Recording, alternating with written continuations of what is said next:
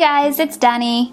I don't even see myself in the viewfinder, but let's hope I'm in frame. Today I'm gonna tell you how I put together a temporary vampire crab setup. I have two of them. This is one of them. I messed up a little bit, I will be honest. I was not aware that vampire crabs, even though they look similar in between them, they have small differences which make them belong to different species. And there are accounts on the internet that suggest they will damage each other, let's put it like that, if you keep them together. So I was kind of unaware. I was very unaware, and I didn't really have time to research it too much because in my area, when you find something for sale, if you don't get it then and there, you don't know when it's gonna appear next. Maybe in a week, maybe never, pretty much, or maybe in 2 years. So I really didn't know. Then I thought, well, okay, I'm gonna get them because I've kind of read a little bit about them. I know I can keep them, but I didn't read enough. So sadly, I have a few species that should not be together, but they are.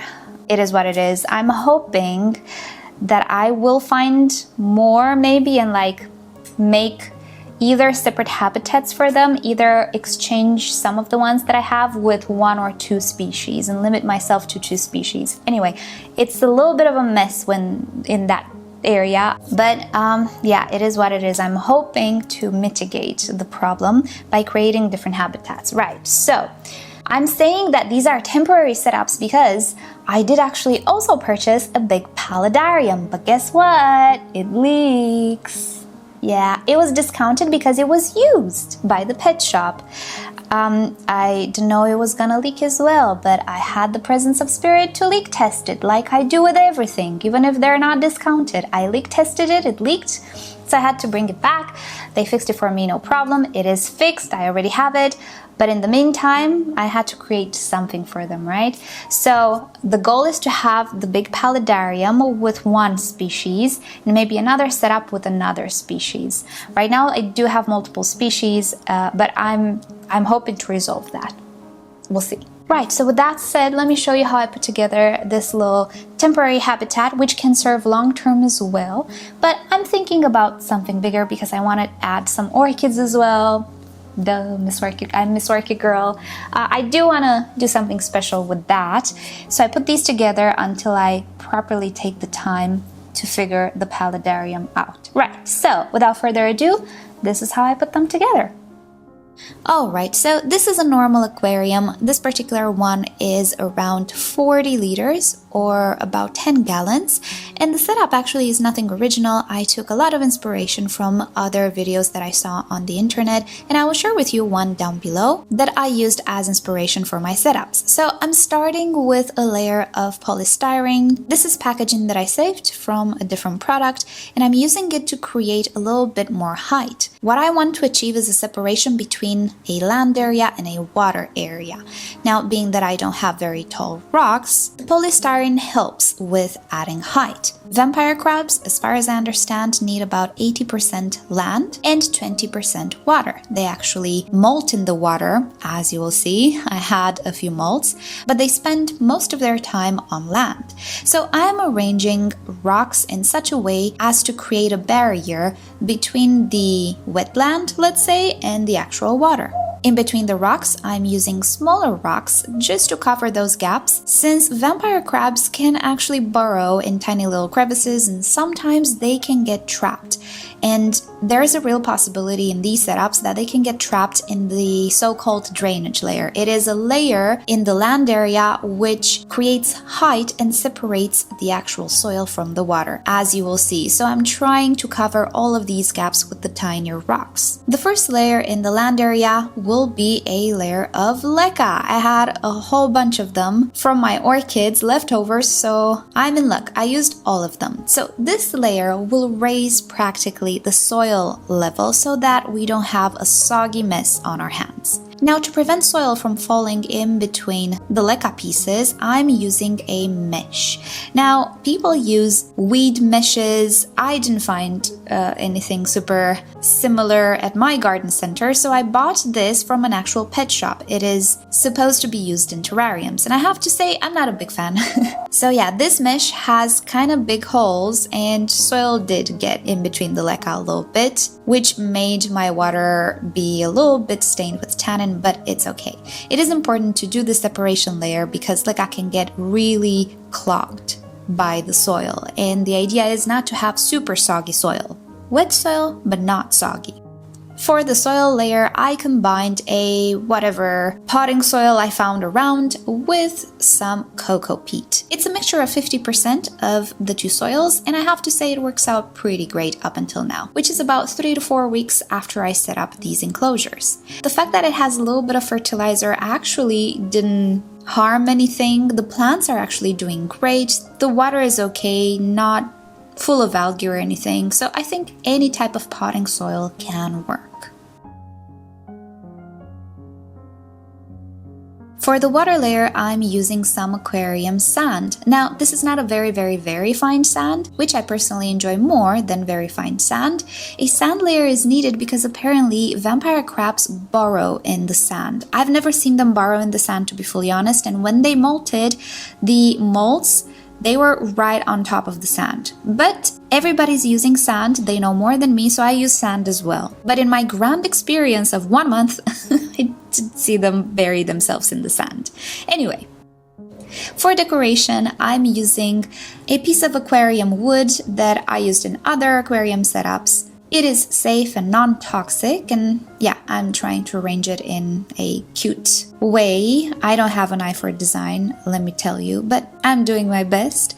As for plants, I'm using some Phytonias that I purchased from my local flower shops. And also at that flower shop, I did manage to find, miraculously enough, some moss. I will have to say, I initially purchased some moss from Zoomed, the one you put in water and apparently it goes green.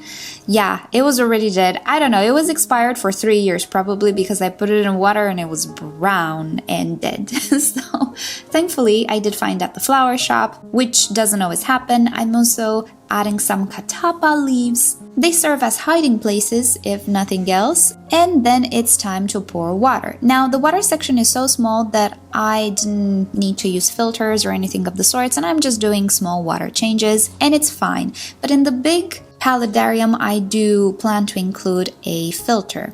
Now, to maintain the water in good standing and also to provide another source of food for the crabs, I'm adding some surface plants. This is salvinia, which I had around, not the healthiest salvinia, but it is what I had at hand. Now, one more thing that I should have added, and everybody does, and it's a must pretty much in terrariums, are the cleaning crews, such as springtails. Well, my friends, springtails are not available in my country unless, you know, I'm lucky. So there is a pet shop that sometimes brings them. They didn't have them in stock. Maybe they will at a later date. So springtails, not yet. So another important thing is that vampire crabs like higher humidity, over 75%. So for this reason, I'm also adding a lid to my aquarium. But as you will see, the lid creates quite big gaps, which I will fix, don't worry. But yeah, a lid is important in these enclosures because it keeps that humidity in that vampire crabs really need. If I didn't have a lid, which in my big paludarium I won't, I can fix the problem with some sprinklers, which I already got. But for the setup, lids are perfect. Now, to close up those gaps that I told you about, I'm using some window sealant. I think that's how it's used. It is a silicone band that has an adhesive on one side, and as you can see, I almost closed the gaps completely. I can tell you that the humidity is perfect, so I don't have issues. Now, another thing that I kind of figured out I should add afterwards is a drainage tube. So I'm using just aquarium air tube here. I inserted into the leca layer, and with one of those automated faucets that you put on water bottles, changing the water is actually very easy. Yeah, I had these devices lying around because I used them for some shrimp setups and they connect perfectly to the air tube, making water changes really, really easy. And now it is time to introduce the crabs. This is the red crab enclosure, and as you can see, yeah, there are two species in here. One with a red back, I think those are the red devils, and one with a lighter colored back. Maybe those are rainbows from what I can tell. Up until now, I did not have any losses and I didn't see fights, so everything is okay, but ideally, I should not be mixing these two species. I will deal with that. I'm keeping an eye on things and everything is okay up until now. And I do catch a glimpse of these guys. They're doing great. I don't see fights, so that's good. But I will not be keeping them permanently like this. Now, the second setup is identical to this one, but it's made in a cube. This is a 32-liter cube. I think it's a 7.5-gallon aquarium. It's exactly the same thing, but I'm using a plastic mesh in between the layers, and it's much better.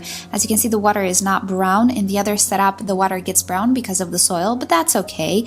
But the problem is that mesh, yeah, lets soil fall down in the leca layer, so I don't recommend it.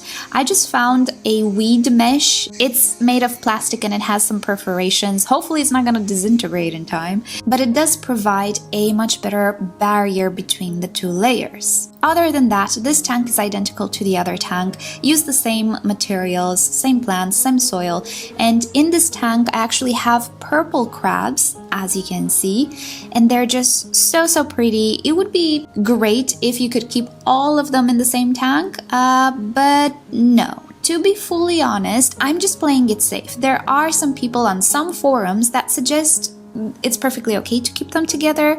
Others say no, it's not. So I'm choosing to be careful and safe rather.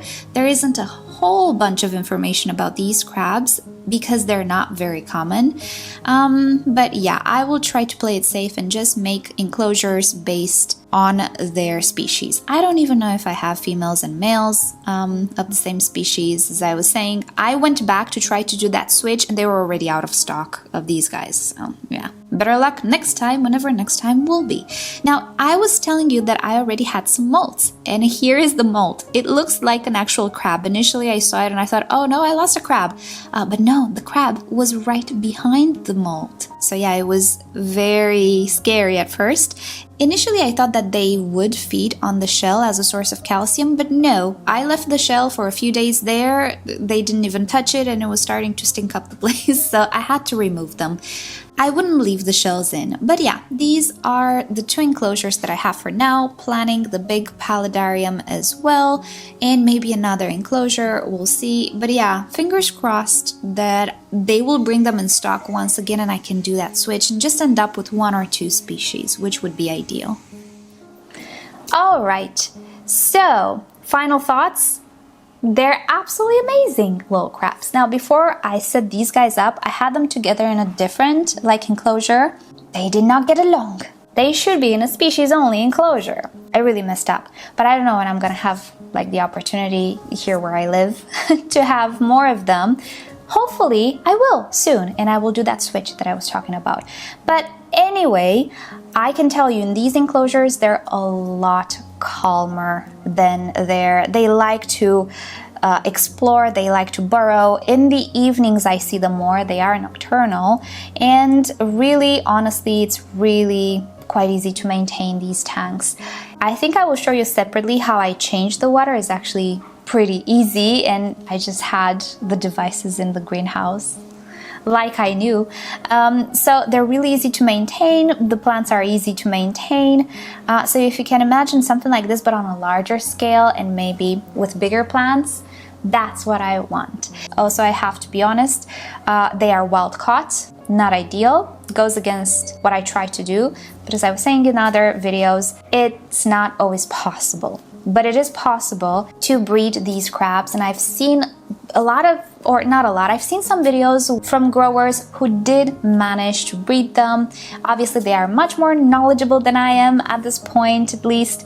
But from what I see, it's not all that hard to breed them. So I'm hoping that if I manage to get them to breed in a bigger enclosure, I can actually provide, the babies to the pet shops and cut down on this bringing them from the wild when they are endangered and stuff.